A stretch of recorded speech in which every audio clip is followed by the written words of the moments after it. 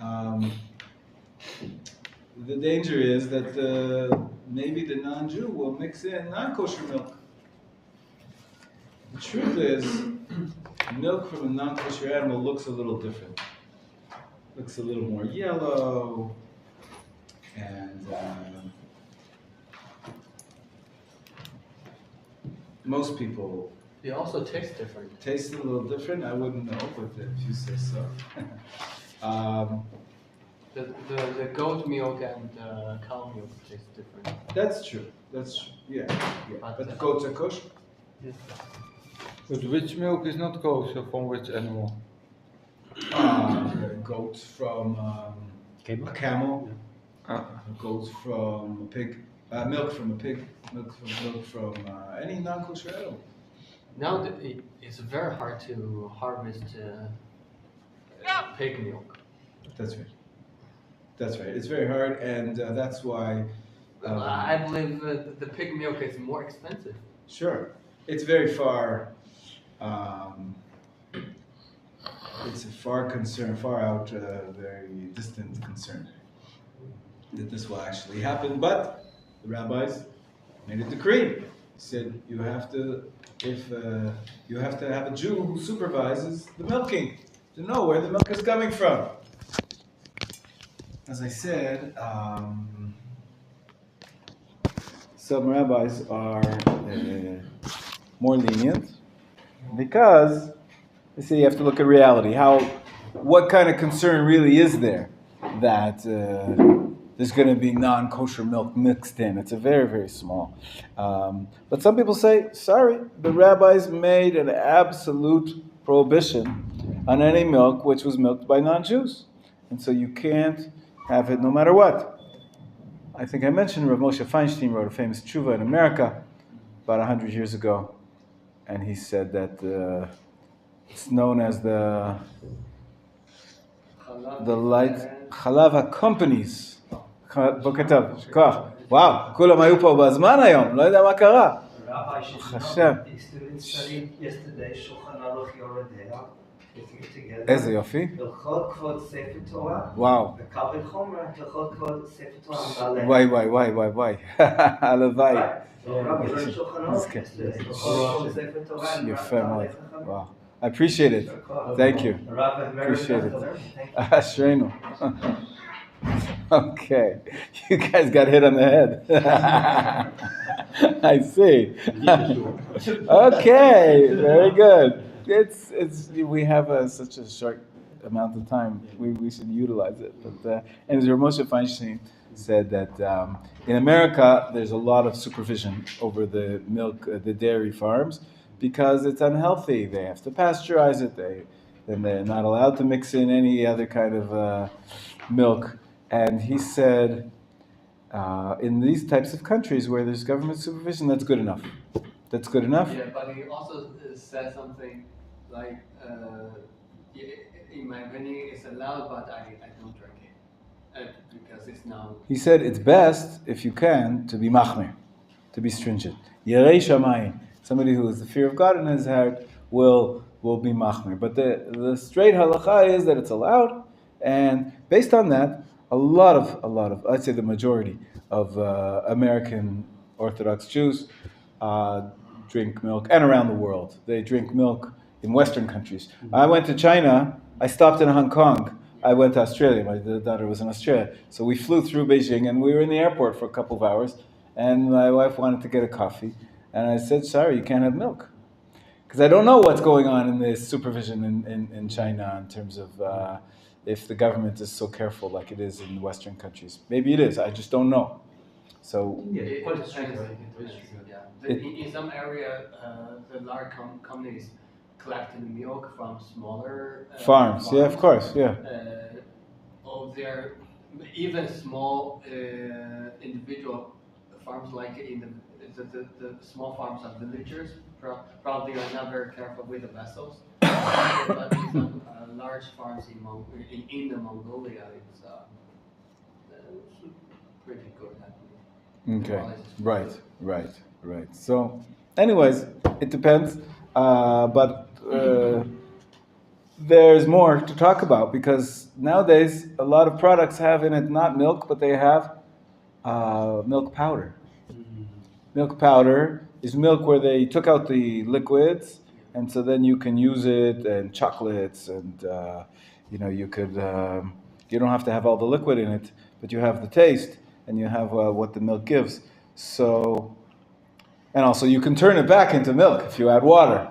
So you could have powder and take it to war, or keep it 4 months without refrigeration. It's very useful to have milk powder.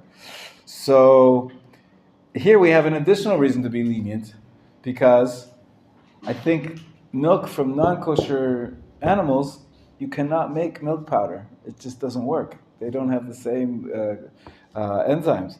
So if I'm not mistaken,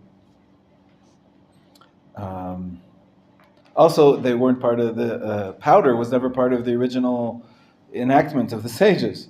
It's like a new form of milk. And so you can be lenient, but there are people who are machmir. Until today, a lot of Israelis grew up never having milk from non-Jews, because all the farms, the dairy farms in Israel, where are they, most of them? In the kibbutzim in Israel. In the kibbutzim, they're all Jews. So, of course, now there's a problem that there's a lot of Thai workers that are milking the cows instead of the Jewish kibbutznikim. But so you have to have supervision over them to make sure. But what's it called? Milk which is milked by Jews. It's called Chalav Yisrael. And Chalav Yisrael. So most of the milk in Israel, 99%, is Chalav Yisrael. The opposite of Chalav Yisrael, what's that called? It could be called Chalav Nochri. All right, so I'll do it in English. Sorry. Chalav, of course, is milk. So Yisrael is not the same as Nochri. Nochri means non-Jew. But there's another name for it that you should know. Sometimes they call it Chalav. Right? Chalav, what it's speaking about?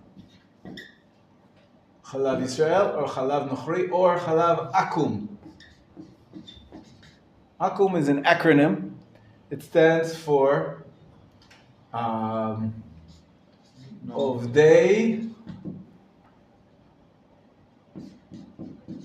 Kochavim U Mazalot. So you see, Ovdei Kochavim U Mazalot. Akum. It's in Hebrew, Ayin.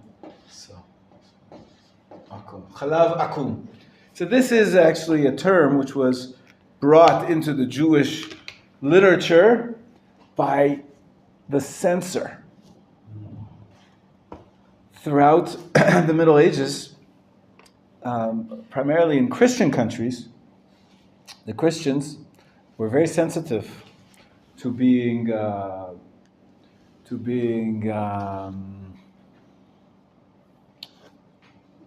that the Jews should not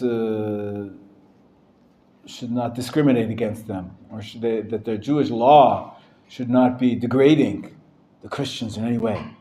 And so whenever they found the word Nochri just means other, non-Jews, but that could include the Christians. We know that it does. But they didn't want it to say that explicitly, so they changed it into Akum.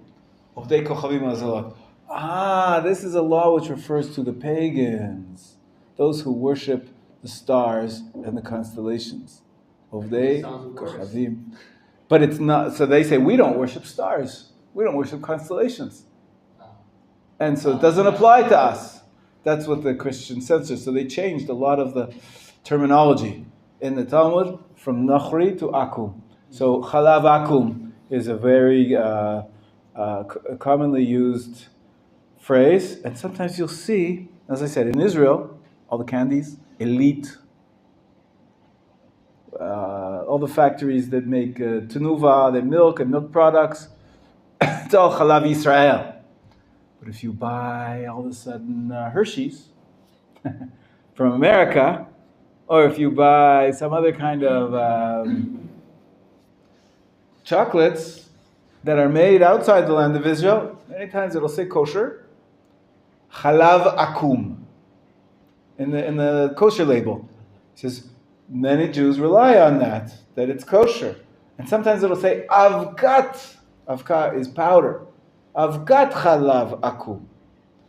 And so a lot of people won't eat those chocolates and candies. By the way, it's going to be Purim now. Purim. There's a custom to give people food products. Mishloach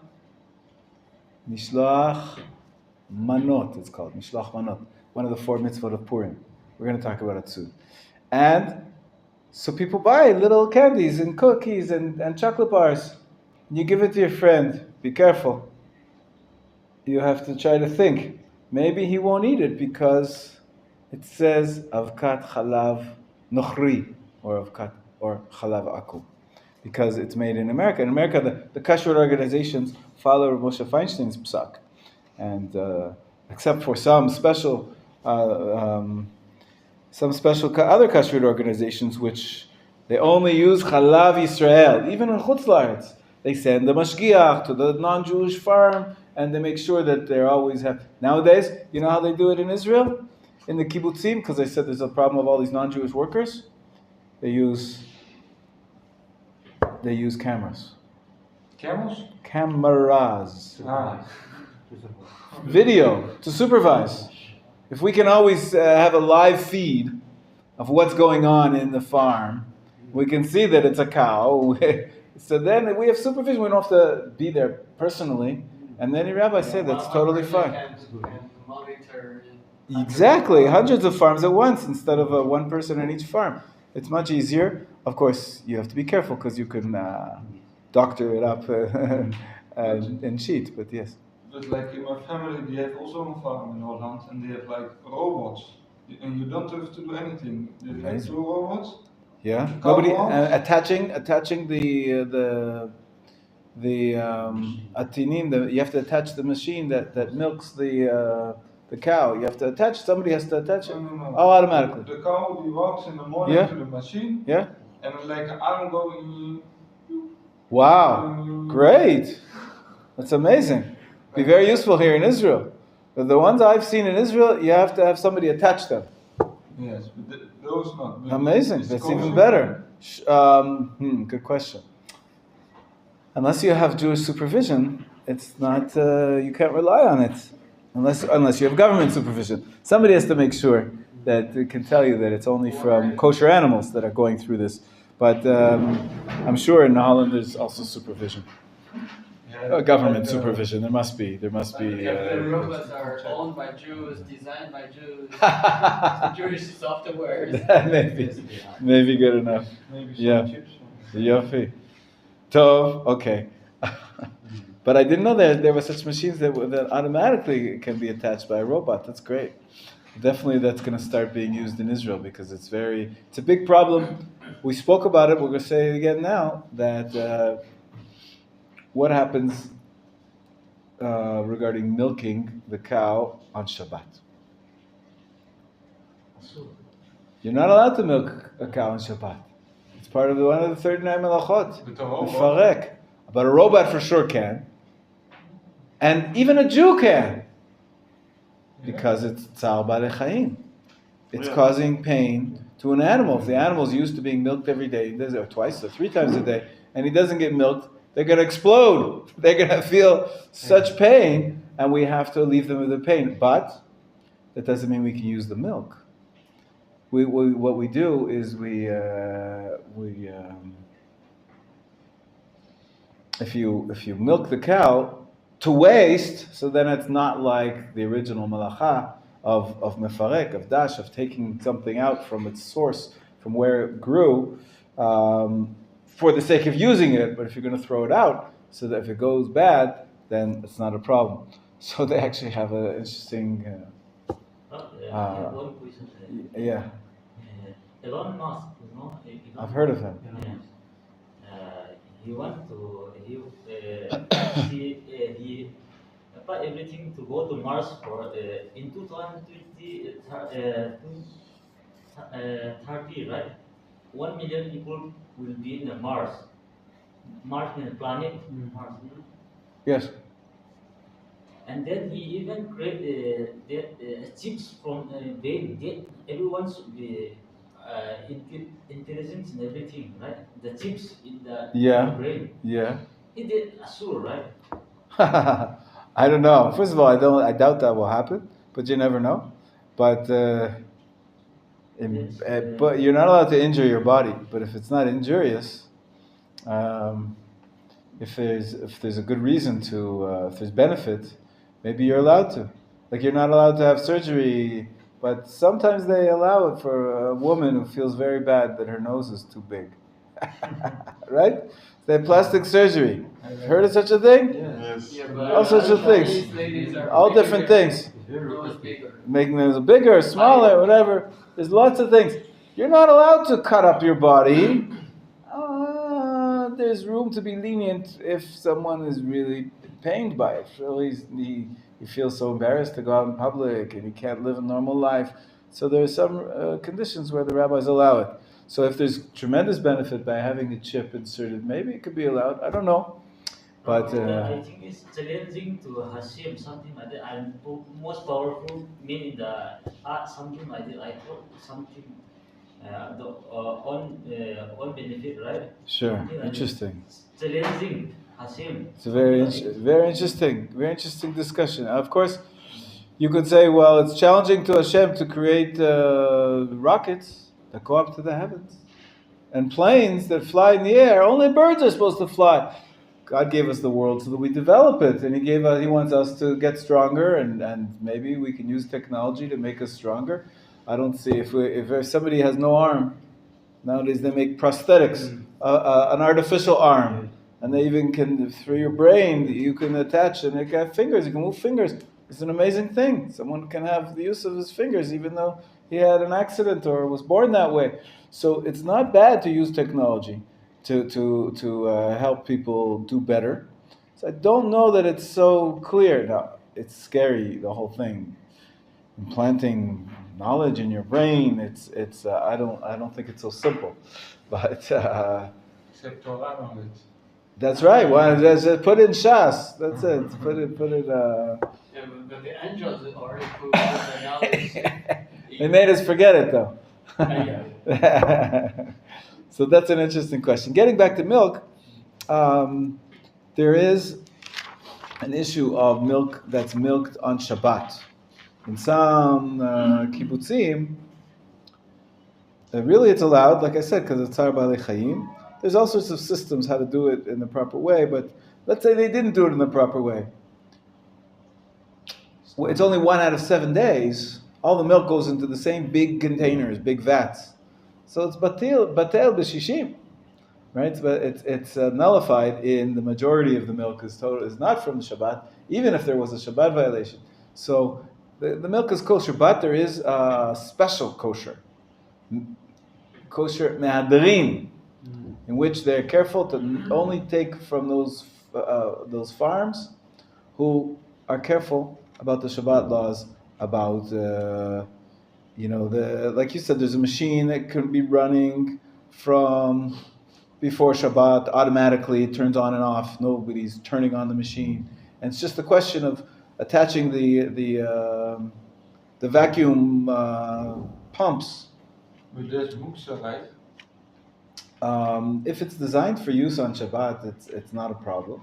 And I said, if you're allowed to do it for Tzar Baalei Chayim, you have to do that to help them. So if no violation was done, nobody turned on the machine on Shabbat, it was all indirectly done with in the proper way, it's kosher. But we try to avoid all problems. Halav mehadrin, it's a separate level of kosher for halav. It also, what is better about halav mehadrin? There are other issues as well. For example, we've talked about milk products, but we have three more products we have to talk about. We have to talk about cheese and butter. In cheese, there's 2 types of cheese. Just like we said, you're not allowed to have the original takana is you're not allowed to have chalav nochri or chalav akum.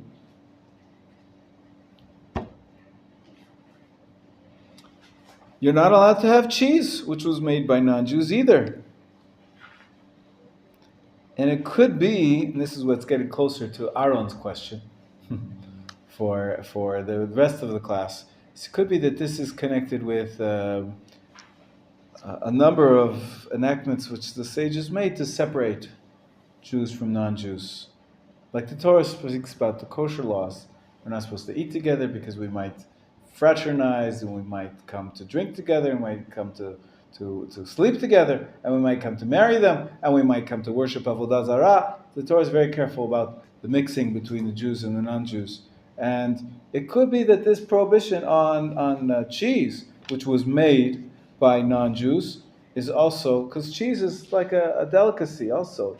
So even if it was, the milk is kosher from a Jewish cow, meaning it was supervised that it's a kosher animal, but then the milk was made by non-Jews, it's a problem. Now, how was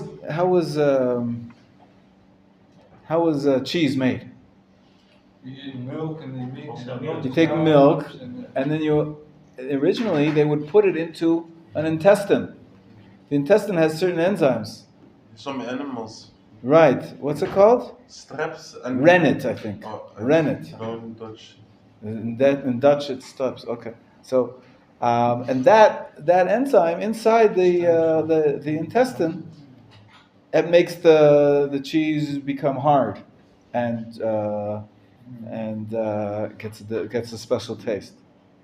Now, the problem is those intestines, those leather sacs, they're from non-Jewish. They could be from non-Jewish animals, non-kosher. So maybe that affects the kashrut of the cheese. Yeah. But I have a question, because since some of the enzymes are part of animal, right? Mm-hmm. So if you use it, then you mix, let me say, meat with... That's also a good question. Maybe all milk should be non-kosher. I'll tell you more than that. Yes. All milk should be fleischiks, should be meaty. Comes from an animal. Even worse than that, all milk should be prohibited because of ever min hachai. It's a limb from a living organism. It's one of the 7 mitzvot of the Noachide laws. You're not allowed to tear off a flesh from a living animal and eat it. You have to wait until it dies and get shchita and so forth. But to have something from a living organism is prohibited. One of the first mitzvot given to Adam, Arishon. Do not eat flesh from a live animal. So what is milk? The cow's still alive. It's an interesting question. Milk is such an interesting product, and cheese, of course, is an extension of that. And the answer is very simple, that the Torah clearly says you can eat milk and you can eat cheese. And so we must understand that it's not considered to be, and it's not considered to be meaty. It's a product from the animal, but it's not, and that it has to come from a kosher source. But the product itself is a different product, and it's not considered to be a piece of meat. It's not considered to be a piece of flesh from a live animal. That's prohibited. Don't Yeah. touch meat at all in the body, I think. Right. I mean, milk gets produced. Not necessarily. Shalom. Wow. Okay, you made it in the rain. Tov. Baruch Hashem. Oh, thank you. Thank you so much. I don't have a tea bag though, but it's all right. It's okay. Just hot water is fine. Just put it on. If an animal, or like a cow, eats meat and drinks milk, is the cow kosher? Yes. Yes. Yes. And milk. Cow eats meat. Well, most animals that are kosher are not meat eating. They're not predators. They're not meat eating animals, right? A cow doesn't eat meat, and sheep and goats, they don't eat meat. But they get those cows, like those little balls and all that? Yeah, they feed them meat. I don't know. Maybe it's like I don't think so. I don't think their stomachs are not designed for digesting meat. They're herbivores, not carnivores. But I'm not 100% sure. In any case, the halacha is that even, thank you so much. The halacha is that even if you know that, now by the way, before that, nowadays they don't make cheese in an intestine. We've figured out what the enzymes are, the rennet, how to get it in the laboratory. And so we make cheese with enzymes which are grown in a laboratory, all sorts of germs that are made artificially. And so there really should be no problem with cheese made by non-Jews. There's nothing non-kosher in it. But the halacha is, as I said before, perhaps it's a separation between Jews and non-Jews. We're not allowed to have cheese which was made by non-Jews. It has to have kosher supervision. If a rabbi comes and supervises the process, like we said with milk, maybe with cameras. If a rabbi can see that nothing non-kosher has been put in, and there is a supervision, then it's kosher. And there are rabbis who are lenient about soft cheeses. Soft cheeses, When you like yogurt, leben, and cheese spread, cheese spread, exactly. Those rarely do they add in the enzymes, and they don't become hard cheeses. And some people say that you can be lenient and have them even without supervision, as long as you have maybe government supervision. You could be lenient, sort of like milk in that way. Also,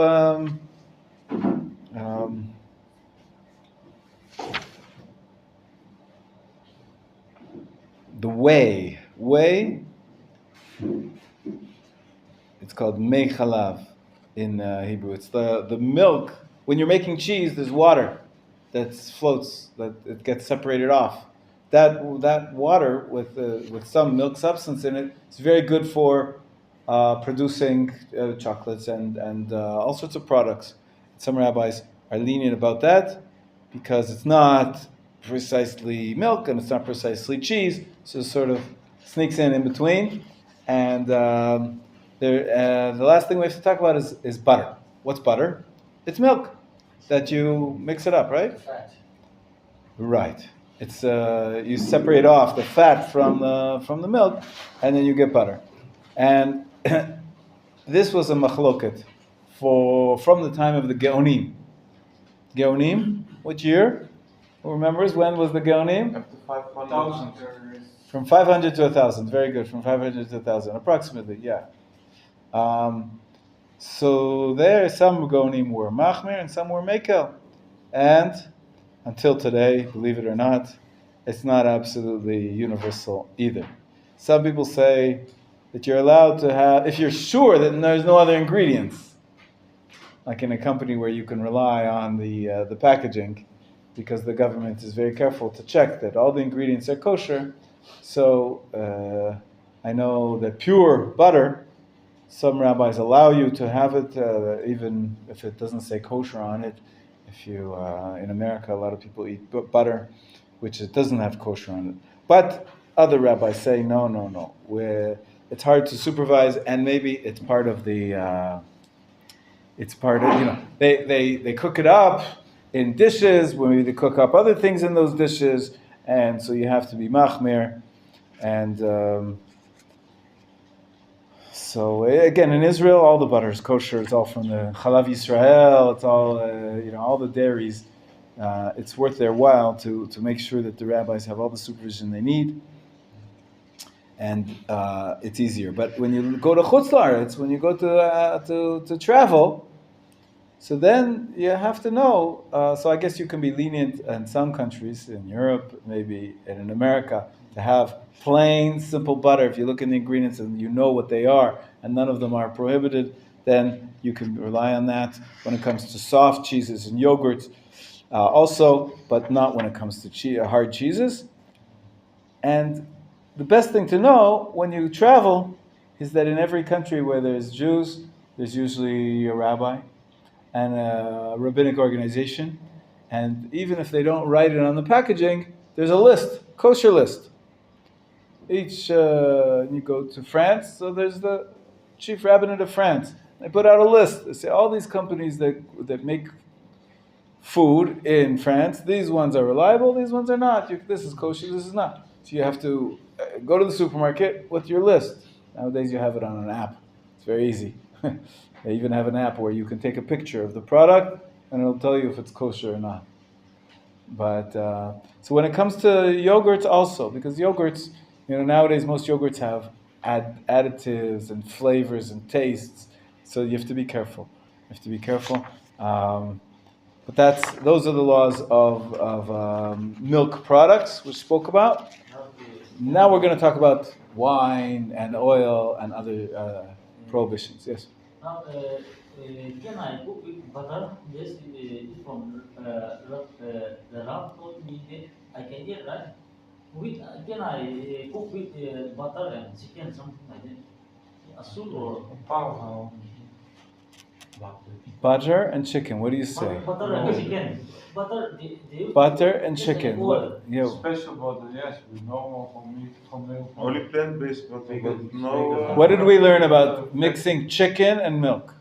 Yes, it's forbidden, but from the Rab, from something Rab, what do you say? Kosher. But we don't have to mix it. But someone I know from the different community, they eat chicken and butter. They mix it. So What kind of butter? Is it fake So the butter? Talmud says that as we learned, the Talmud says very clearly that the prohibition.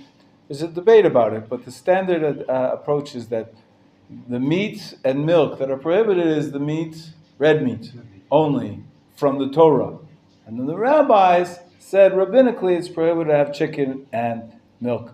Chicken is also considered to be meat.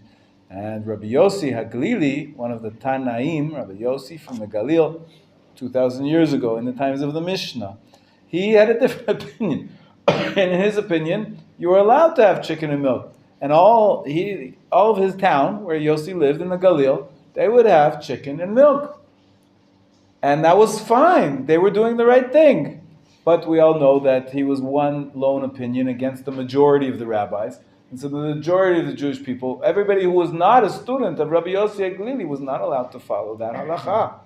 And now for 2,000 years,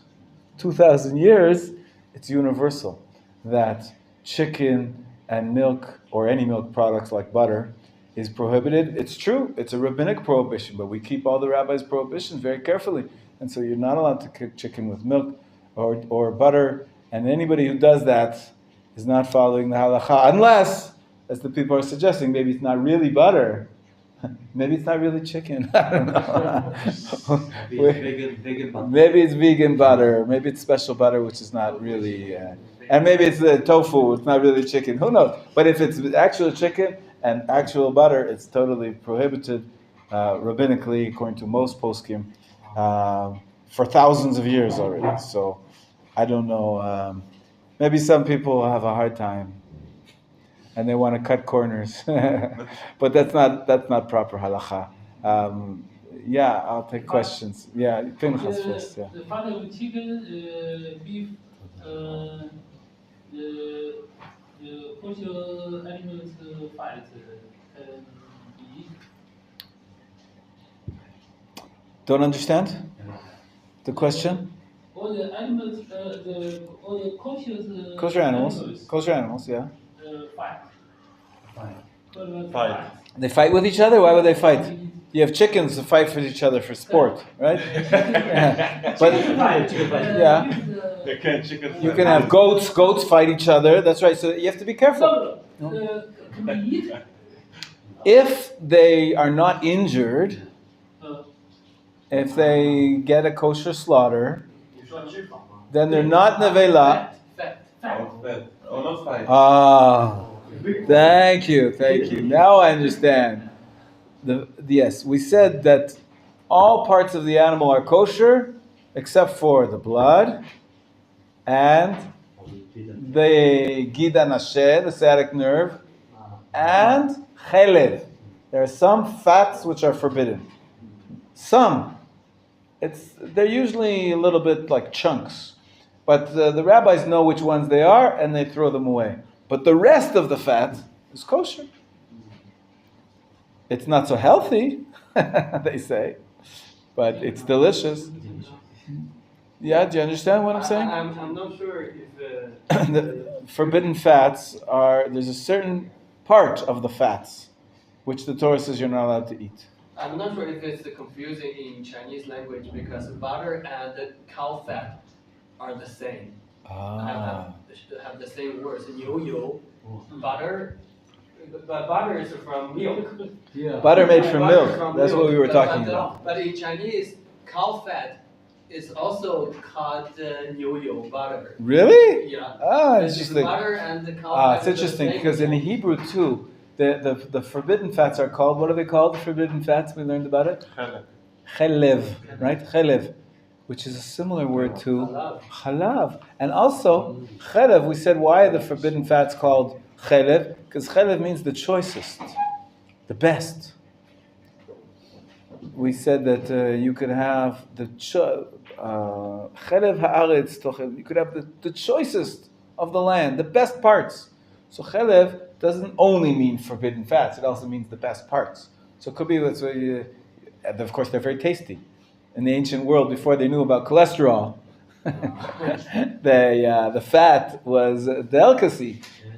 It's healthy to be fat at that time. That's right. You gotta get more calories. But so maybe that's why the fats were called chelev, because they're the choicest parts. But in our Torah, the chelev is associated with the parts that were brought on the altar as an offering to Hashem when there was a temple, when there were sacrifices. So nowadays, those parts, we're not allowed to eat them. But the rest of the fats, all over the body, there's fats, and that's allowed. All the other fat is allowed. Is that clear? Okay, Pinchas? Butter and cow fat are two separate words or In cookie. In cookie. There's many different Indian languages, but the one There are here... 1,600 something language in India. That's right. So the Indian... Right, but in your home, your language, in cookie. your native tongue. How do you say butter? How do you call butter? Butter. How do you call butter? We don't eat butter because of that. We mix up everything. That's why we don't use it. Actually, we don't use it. Interesting. I forgot the. I understand. In India, actually, they don't eat a lot of places. They don't eat cows at all. Cows are holy. Cows are holy. So They drink milk.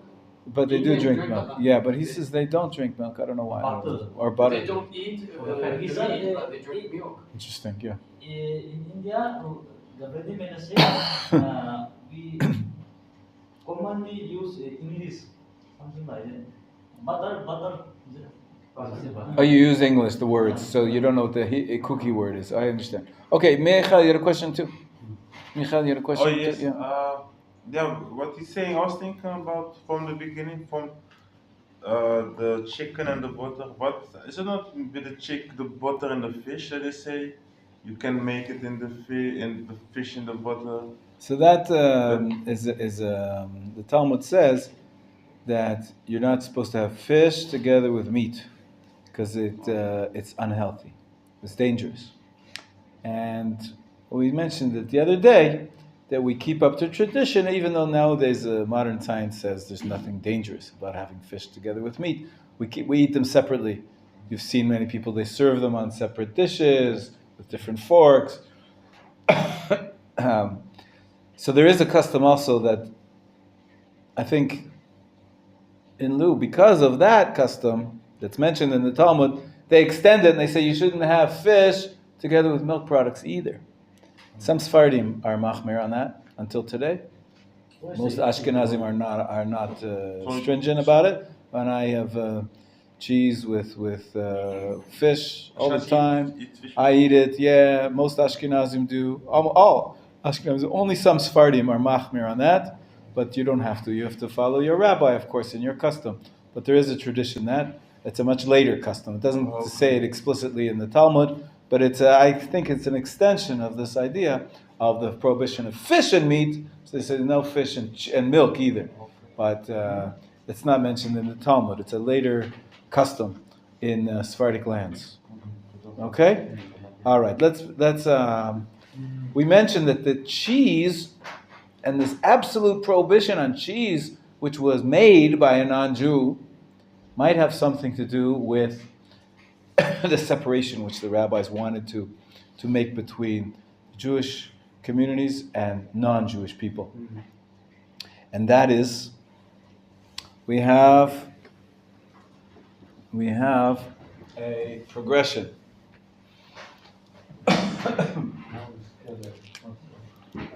Where it starts, the most severe is if you have wine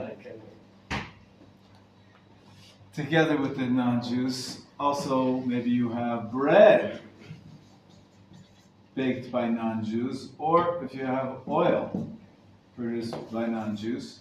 These three, that lead you to social mixing.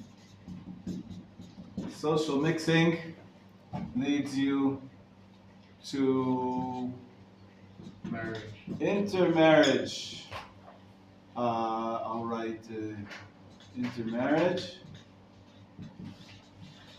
which of course is assimilation in our language. And many times that will also lead you to avodah zarah, idol worship.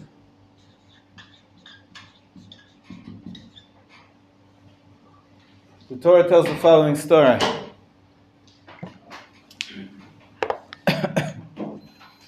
The Talmud says as follows. You know the story that there was the nation called Midian, who were afraid of the Jewish people. And they brought a fellow called to curse them. Who did they call? Bilam, to curse out the Jews. Did it work? No. God changed all the curses into blessings. And at the end, he says, okay, I see this is not working. Let me give you an advice. In the end, this advice worked. And what advice did he give them? Use the women. The women will entice you. And it says that the Talmud relates the following story.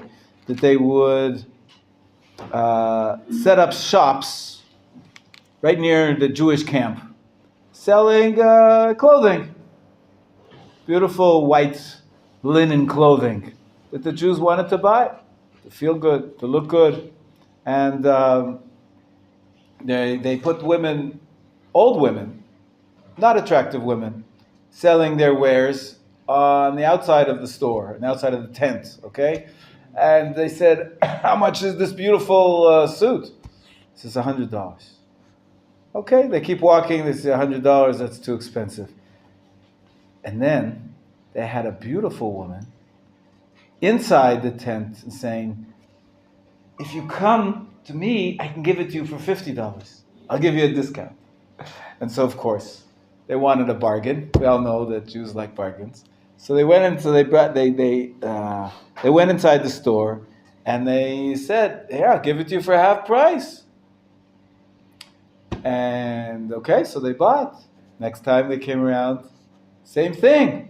They got into the habit of going into the tent with these beautiful women to get the sale. And after a while, says, "Have a drink." She had some wine there. Have a drink. Okay, they had a drink. They got to be friendly. And they wanted to maybe sleep together. And then she said to him, "You can't sleep with me until you bow down to this idol over here." He says, "But I'm Jewish. I can't bow down to your idol." And I said, "Well, we don't really need you to bow down to it. All we need you to do is go to the bathroom to give your excrement. Okay, I gotta go anyways. So they went to they didn't know that there was a special type of avodah zarah, of idol worship, which involved going to the bathroom. It was called pe'or. Pe'or. Pe'or means you uncover yourself. Uncover yourself, it's a nice way of saying going to the bathroom. And so they tricked them into idol worship through the wine and through the relations, and ultimately it led to avodah zarah. So this is the psukim in the Torah that indicate that this was the start of the problem. But we go to toilet, we got a couple hours. Of course. Well, yes, we don't. We go to the toilet every day, and there's no avodah zarah. This was an ancient form of avodah zarah, which we don't have anymore. I don't know that anybody does that as a religious ritual. This was a very unique form of idol worship, which existed 3,000 years ago. I don't think there's anybody who does that. But the concept is this progression that our sages had in their heads from what the story in the Torah tells us, that the Midianite women attracted the Israelite men to sin with them, and we all know that there was a terrible plague. And God was angry at them.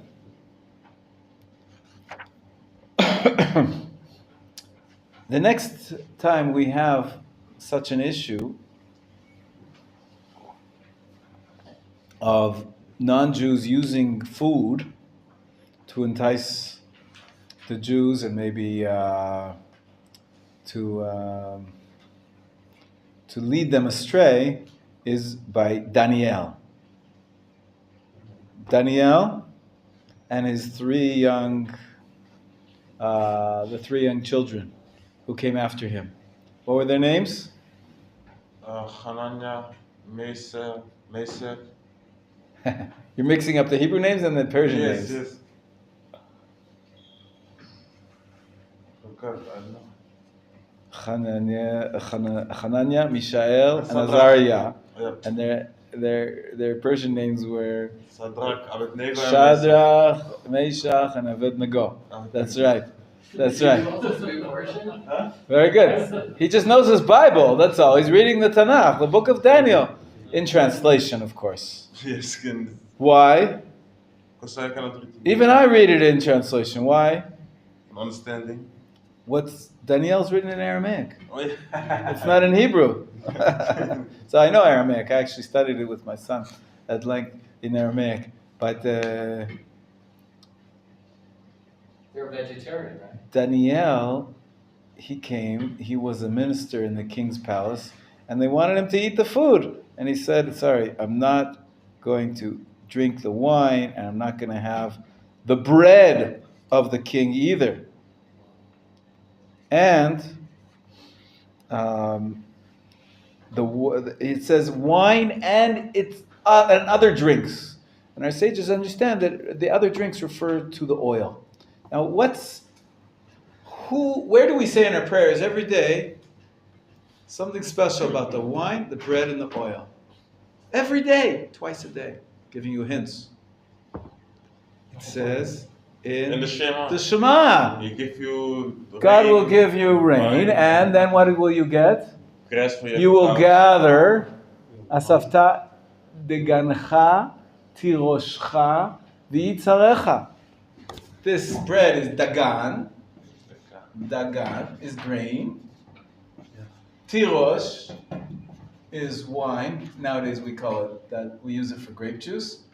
And yitzhar. Yitzhar is not just a beautiful hilltop village in the middle of the Shomron. It's what oil is called, olive oil. Yitzhar. So every day you say that in your prayers, hopefully in Shema. I don't know if you're saying it in Hebrew yet. In Shema Yisrael, the second passage, it mentions that God will give you rain if you keep the mitzvot. And it says these three terms. God will give you bread, wine, and oil. These are the basics of human diet. And so these three, in particular, we find that Daniel said, when I'm in the Persian kingdom, I'm not going to have any of the non-Jewish wine, bread, and oil. Fast forward a few hundred years. The next time we have a discussion of this issue is towards the end of the Second Temple. Hillel and Shammai, you've heard of them? Yes. Hillel and Shammai. So their students were Beit Shammai and Beit Hillel, right? The house of Hillel and the house of Shammai. They were students. The rabbis, they who was the majority usually? Beit Hillel was the majority. We follow Beit Hillel's halacha 95% of the time. The Talmud tells the following story. Once upon a time they went to the house of the Beit Midrash. It was on the second floor, called the Aliyah of Hananiah ben Chizkiyahu. Hananiah ben Chizkiyahu was a great leader of the Jewish people just after Hillel, in the beginning of the Tanaim, and they noticed that who came that day to class? They started to count. They said, we have a majority of Bet Shammai today. And they said, let's make things the way we think they should be. And they put a sword near the door. Because the Beit Hillel people, they didn't want to lose the vote. There was a discussion. I'll tell you in a minute what the debate was about. But they didn't want to, but they put a sword near the door and said, you can't leave. And they made enactments. 18 different rules were made on that day in the attic of Hananiah ben Chizkiah. 18 enactments. Following the opinion of Beit Shammai, not with Beit Hillel. We're going to see what happens later. Some of them were revoked, but some of them were not. And most of those 18 rules had to do with the laws of purity and impurity. But the ones that we care about is that they made an enactment to prohibit the wine of non-Jews, the bread of non-Jews, and the oil of non-Jews. Why oil? As I said, oil is also a basic part of food. You eat it, you put it into all your food to make it tasty, and it's basically, all of these are to make sure that we have a separation, social separation, so it doesn't lead to intermarriage, and doesn't lead to avodah zarah. And in a minute, after I take your questions, I'm going to tell you what happens after these. So we have a history. It goes from the story of the Midianites, and then we go to Daniel, and in between the first and second temples, and then in the second temple we have this story of the rabbis of Beit Shammai making enactments prohibiting this. This is already getting to real halacha. So what happens to this halacha? Before I continue, I want to say a few words of introduction.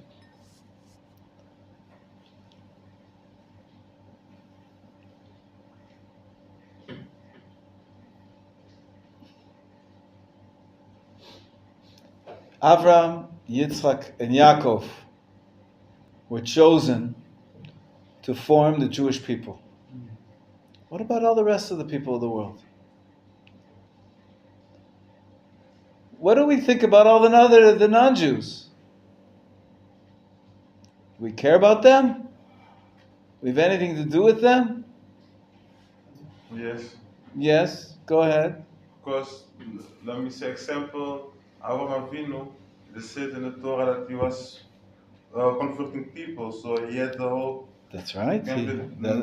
He fought for Sodom. They were non-Jews. Yeah. What were you going to say? No, I just remember that the Tower of Babel. That was before Avram was chosen. So if you look in the Torah about Avram and Yitzchak and Yaakov, God says to all three of them, I'm choosing you to be a blessing for all the nations of the world. It's ultimately that perhaps God decided to create a holy nation, if we get things right, then we're able to spread the light. We're able to show the rest of the world how we can be a holy people, nation, and we can be connected to God, be moral and just, for the sake of bringing blessing not only to ourselves, but to the entire world. So it's not like we hate all the non-Jews. I went to a great rabbi a couple of months ago, and I asked him, I'm doing a wedding for a convert, and his parents are not Jewish. Can they stand there under the chuppah? Can they stand there with their son? And he says to me, it's a big mitzvah to love Jews. There's no mitzvah to hate non-Jews. You don't have to hate other non-Jews. We don't hate them. There's nothing wrong with them. Every person, every human being was created in the image of God. Also the non-Jews. It's not that we don't like them. The problem is that if we assimilate and intermarry, then we won't be able to fulfill our role. Our function as the Jewish people, it'll just dissipate, and we won't be able to bring a blessing to the rest of the world. So the separation that we're talking about now is a necessary evil, you could say. But it's not that we don't care about the rest of the world. We have to make sure that we are a holy nation, so that the blessing that we have can then be spread to the rest of the world. Yes? But like nobody, like if you're not Jewish, you don't have to do conversion. But That's right. What have those people to do? They say the 7 Noachide laws, the 7 Noachides, which are really categories. They have to believe in one God, and the God of the Jewish people, and they have to be good people, and there's seven mitzvot which are listed. They have to not eat from the flesh of a living animal, we said. They have to set up a court system to administer justice. Not the Torah's laws, Noachide laws, the whatever laws are logical that are decided on in the community, but they have to have a system of justice. And what are the other laws of Noach? Don't steal, don't steal is one of them. Don't murder, right? And sleeping around. Sexual immorality is also forbidden for non-Jews. So there are rules. There's only 7, not 613. But I have at home, there's a rabbi here who teaches in Machon Meir, Rabbi who heads the organization called Brit Olam. It's a covenant for the entire world, which gives instruction to Noachides around the world. There are communities in tens of countries where they say, we believe that the God of the Jews is the true God, and we want to know what to do. He even wrote for them a rule book, halakha, for non-Jews, and a sidur, how they can pray as non-Jews. For example, they can say the Amidah, Baruch Atah Hashem, Elokeinu. Can they say Elokei Avotenu, the God of our forefathers? Maybe they have to skip that.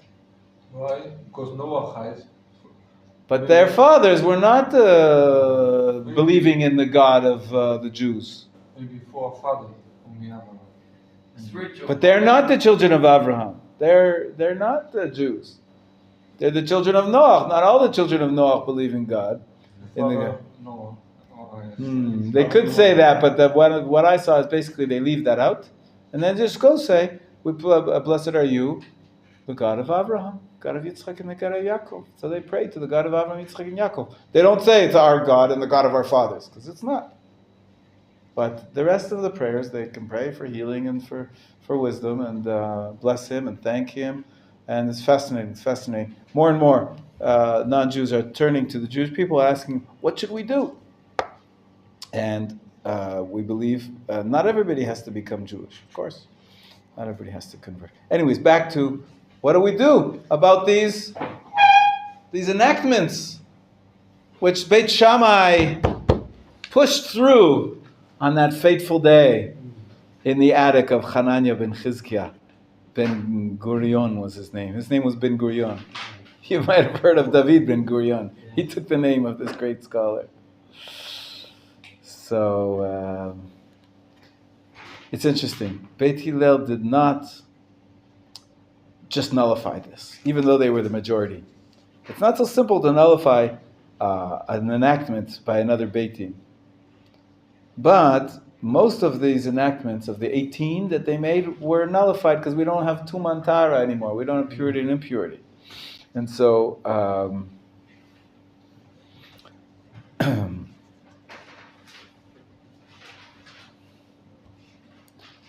what they did though is they noticed a couple hundred years later, during the period of the grandson of Rabbi Yehuda Nasi, they realized that people are not keeping this anymore.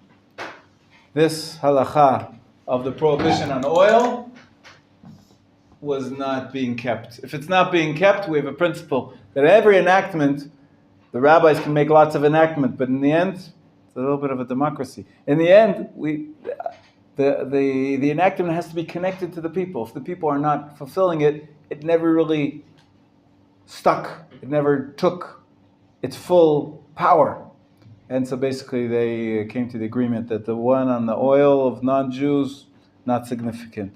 And to this day, if you can go anywhere in the world, as long as you see it's pure olive oil, it's not processed in any way, then it doesn't matter that non-Jews did it. You don't need supervision or anything like that. As long as you're sure that the processing is done without any non-kosher ingredients, you can have the oil. What about the bread? Well, the bread, There could be milk. sometimes you have to be careful about the ingredients, of course. And the Talmud says that there's room to be lenient if you need to buy bread from a baker, not from a personal non-Jew. Because who knows what he's doing in his house. But a baker, he bakes hundreds and hundreds of breads, and they're all standardized. It's for the sake of the public. And so, if you don't have bread baked by a Jew, like many places in Europe, they don't have enough of a big community, they don't have a Jewish bakery, you're allowed to have bread baked by a non-Jew. As I told you, I think before, in France it's well known. The baguette. Traditional baguette, non moulé, not formed. It's not baked inside of a form, which is sometimes coated with oils, which may not be kosher. But the non-formed baguettes have to be made only with flour and water, so they're kosher. And in Austria, Wasserbrot, and Germany too, I believe. And in each country, you have to ask the rabbis who live in that country. They have a kosher list usually. Usually it says there's a list of breads you can buy anywhere, even non-Jewish breads. But again, that's only if you don't have a choice. Here in Israel, all the bakeries are Jewishly owned, and it's very easy. And also in most big communities, when there's a Jewish community, they create a Jewish bakery. And then you should buy only from there. Also because nowadays there's all sorts of additives, and you have to be sure of the ingredients. So that I'd say is half bread, if possible. If possible, you should have only Jewish bread. Wine is the most stringent. The prohibition on non-Jewish wine remains until today, and we're going to learn a little bit of some details about it. As you all know, that even if a non-Jew moves the wine, or touches the wine, it can be problematic. There's one other enactment which I want to share with you now, and that is, in addition to the bread, wine, and oil, which are the three basics that we found them in the Torah, and the Shema, and we also saw them in Daniel. Our sages understood that it says he didn't have wine and other drinks, so that referred to the oil and the bread. It says explicitly that Daniel was refraining. And then we said Daniel, and then the sages of Beit Shammai and Beit Hillel. And then hundreds of years later, we have the rabbis who saying that the oil is no longer applicable. The bread can be bought from a baker. From a baker's bread sometimes can be allowed. Baker's bread is allowed sometimes. And then regarding the wine we're going to talk about soon. There's one other. There's one other prohibition, and that is the food which has been cooked by a nochri. What's nochri? Who remembers? Non-Jew, basically. The food cooked by a non-Jew is prohibited. Even if it's kosher food, it's kosher wine, it's kosher bread from a Jew, it's kosher oil, all of it's Jewish. If you have a non-Jew standing in the kitchen and making them, this is an additional enactment which the sages prohibited. And this is also sourced maybe from the stories we mentioned before. And we explained why. We explained this the arrows here, the danger. So maybe they said, even if it's kosher, if you have a non-Jew cooking, a chef, come over, taste. It's very intimate. Cooking is, for many people, is very personal, and it's going to lead to mixing, social mixing, which will blur the divide between Jews and non-Jews, and so it's prohibited. Rabbi, when was the issue of the sodomite salt relevant? In the times of the Talmud, they spoke about a special type of salt. They called it sodomite salt, which was very sharp. It was very sharp, so much so that it was dangerous. They felt that if you touch the salt and you then touch your eyes, you could go blind. It was bad for your eyes. I guess they saw that was happening, and so that's part of the reason they instituted Mayim Achronim. You wash your hands not only before the meal, but after the meal, before Birkat HaMazon, because they saw that people were, during Birkat HaMazon, maybe they were covering their eyes, maybe they were rubbing their eyes, and they said, people are going to go blind. And so they said, you have to wash your hands afterwards. There's other reasons too, but that's where, as far as I understand the context of the discussion of something called salt from Sodom. Other than that, I don't know that it's kosher or non-kosher. Well, listen, till today we take salt from the Dead Sea, where Sodom was, and it's a great natural resource. But that discussion was nothing connected to actually the evil people of Sodom. That's the biblical story of the city that Hashem destroyed because they were so evil. It's not related to the salt from the Sodom era. Maybe some evil people. Don't think so. Some special salt. No, not as far as I know, it's not connected to the original Sodom story of being evil. The word Sodomite just means evil people. In the biblical story of the town of Sodom that Hashem destroyed, yes, but afterwards it's the name of a place. Yeah, there are no longer Sodomites. Exactly, there's no longer Sodomites. We all eat salt that comes from the Dead Sea. Yeah, it's a big factory. There's nothing wrong with it. Yeah, it's just like Amalek. It no longer exists, but there are other people who inherited the spirit. Sure, there are evil people. There are dangerous people that we have to stay away from, for sure. Okay? Let me give you this following test. Everybody grab one of these pages. Give them out, please. One each. Take a pen. And look at the map. Look at the map. And I want you to put on the map, please mark, one more for me. One more, please. I want you to mark, where is Jerusalem? And where is Sodom, or where was Sodom in the ancient times? Okay, so Jerusalem, Sodom. Here's another pen, so if anybody needs. I want you to find Haifa. Where's Haifa on the map?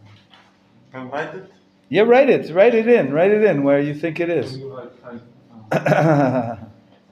Chet Yud Pei Hey, if in Hebrew. In English, it's usually Haifa. H. Wat met de get? Oh, nee, in de Hebrew. It's a het. Het. Het. Haifa, yeah. It's usually a het.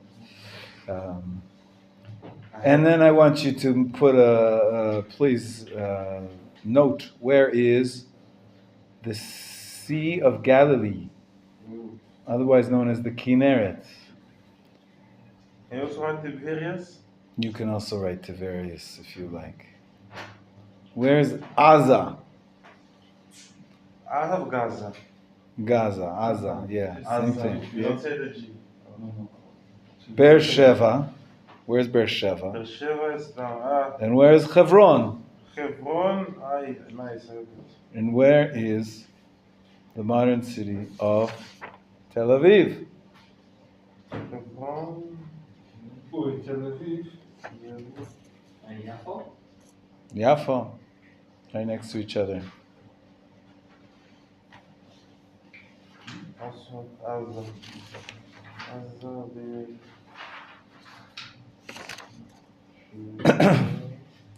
Okay, so everybody got it? Everybody read the answers? Yeah, so I have 3 left.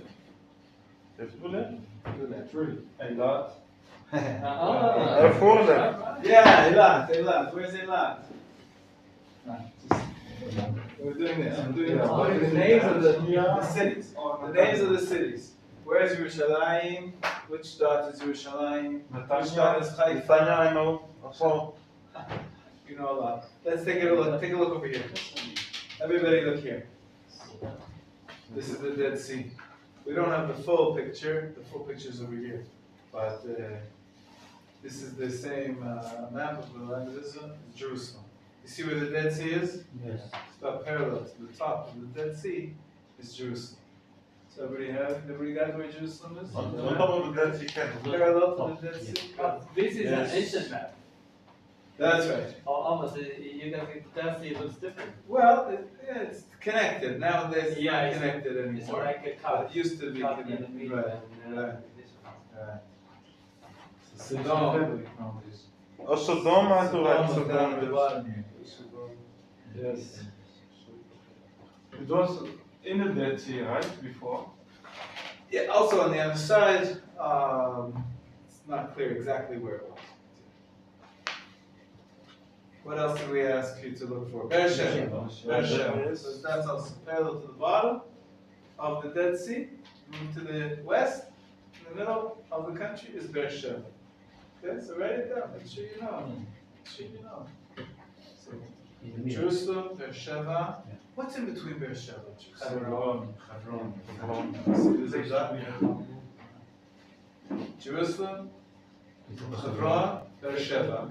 If you keep going to the north, you have Shechem. Shechem. I don't think there's a dot in your book. No. So this is called the central highway of Israel. 60. Shechem, 60. Jerusalem, Hebron, and Eitan's house. Okay, Eitan lives near south of Hebron.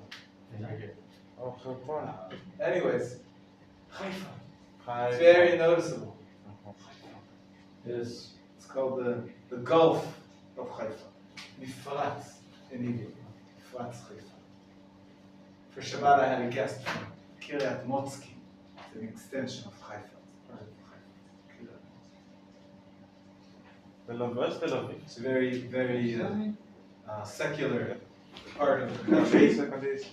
This, my guest for Shabbat, it's a wonderful 30-year-old Israeli who grew up secular, knew nothing about her Judaism. All those proposals can speak in Shabbat. not officially, but yeah, they, in some cities they allow. Yeah, Haifa. In Haifa, that's what Jesus was saying. Yeah. Anyway, she was a soldier in the army. She won first prize in all of Tzahal in a contest, and now she's Chozeret B'Tshuva, and she's keeping Shabbat. Wow. My Shabbat guest from Kiryat Motzkin. I was just okay. Tel Aviv.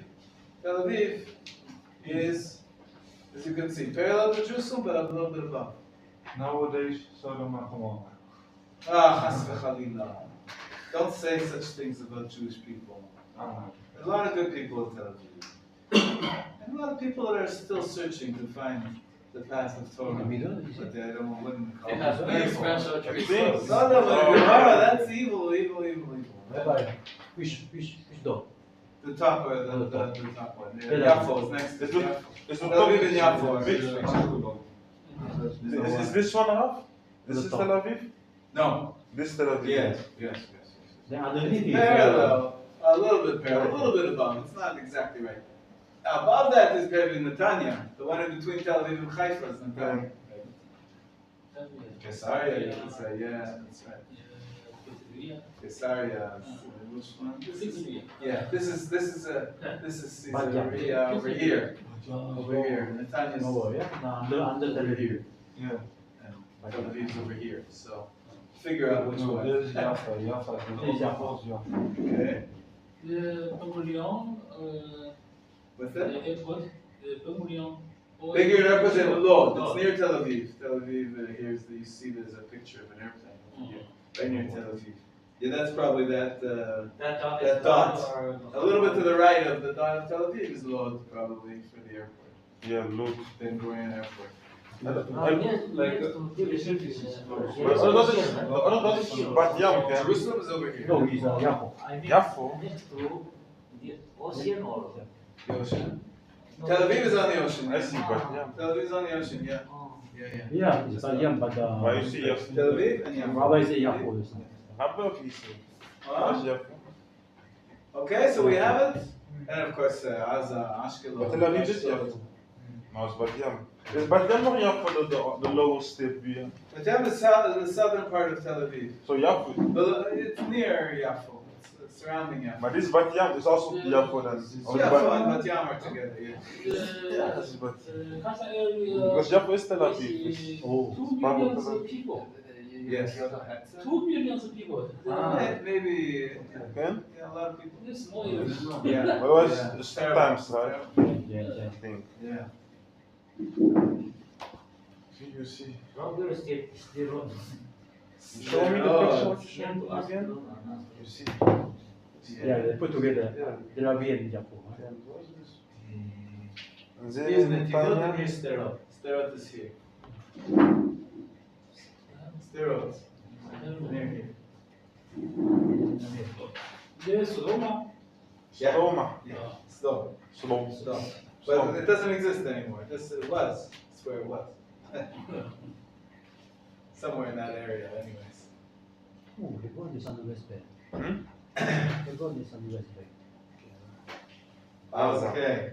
So we learned a little bit about. I was going to do this yesterday on Tu B'Shvat to appreciate the land of Israel. And whoever wants to can learn a little bit more Zionism on the other side of the page. Veel Zionist Congress was held in. What do you say? Hij zei Switzerland. City- Basel. in Basel is part of Switzerland, right? Okay, I do. Yes. What was the Balfour Declaration? Anybody know? And when was it? It's by Britain. Balfour Declaration. That's right, by Britain.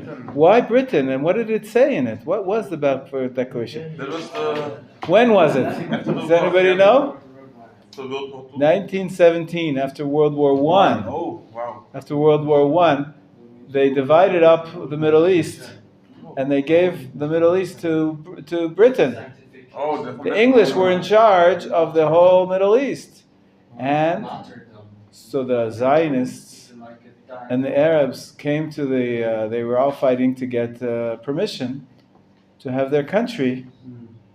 And in 1917, Lord Balfour declared, he was a lord, an English lord, he declared that we see fit to create a state for the Jewish people in the land of Israel.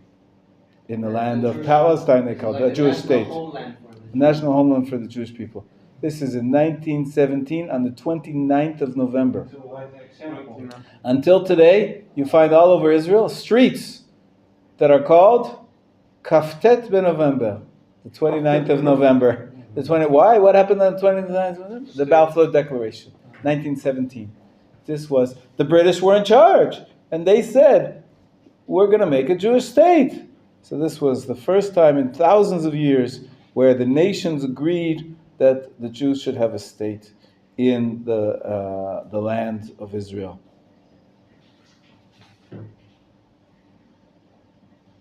Tov. This is an old test. Who read the Declaration of Independence? David Ben Gurion. And which Arab country signed the peace treaty? In 1979? Egypt. That's right. Right. Where was it signed? In which country? US. In the US, right. On the White House lawn. Yeah. Now we have the Abraham Accords. And of course we also had peace with Jordan in between. We had peace with Jordan, peace with Egypt, now with Bahrain, the Emirates, Dubai, Sudan almost. Almost. I thought they did. They said they're going to, but they didn't yet. There's a lot of political problems there in Sudan. It's not a very stable government in Sudan. What is Sudan? Syria? No, Sudan is in Africa. Kush, ancient Kush. Yeah, it's an African country, but it's a Muslim country. So very, very anti-Semitic, very anti-Zionist for years. Sudanese were supporters of the war against Israel. No, but everyone wants to be friends now. Not everyone. We're hoping that more and more people will want to be friends as we get stronger. We have to fight Iran. That's right. Iran, they don't like Iran either. Sudan? Yeah. No, none of them. They're all afraid of Iran. Iran's trying to conquer everybody. The big question is when and if Saudi Arabia is the biggest country in the Middle East. When are they going to sign on to the Abraham Accords? No. All they did is they allowed us to fly from Israel to the Emirates over their land, over their airspace. And that's a big deal. It used to take, we used to have to go all the way around to get to Australia, to get to Asia, to get to China. Did you fly through the Emirates when you flew to Hong Kong now? How did you fly? There's a direct flight to Hong Kong, but it was shorter because you could fly over Saudi Arabia.